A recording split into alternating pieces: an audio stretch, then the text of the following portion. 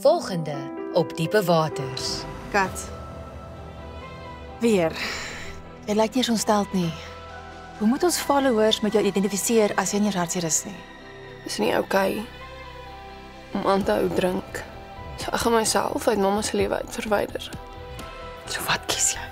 Die moontlikheid op vreugde of vir die gat van jy is? Ek weet, oom Frans is 'n fool, maar Shame is 'n fool in love. Sy is weg. Haar bed is netjies opgemaak. Ek het in die badkamer gekyk. Sy is ook nie daar nie. En nou dat ek daaraan dink, ek het nie haar kar buite gesien toe ons net ingekom het nie. Ek's nie so weak soos wat ek lyk nie, so asseblief. Hou vir my vra of ek okay is.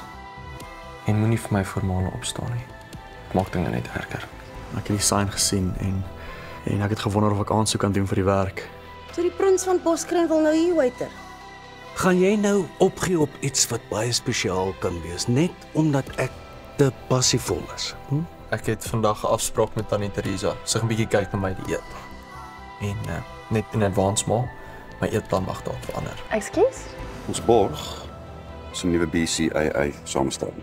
Sal help om vinnig te recover en weer te bly. Teen skulp pomp hulle vol aanvullings. Wel, nou dat ons weet wat die risiko's is, soos jy sê, ons moet net 'n oog hou maar. Ek kom eintlik nou net van Frans se plaas af. So is dit die plan, Zelda? Om terug te gaan plaas toe saam met jou boer.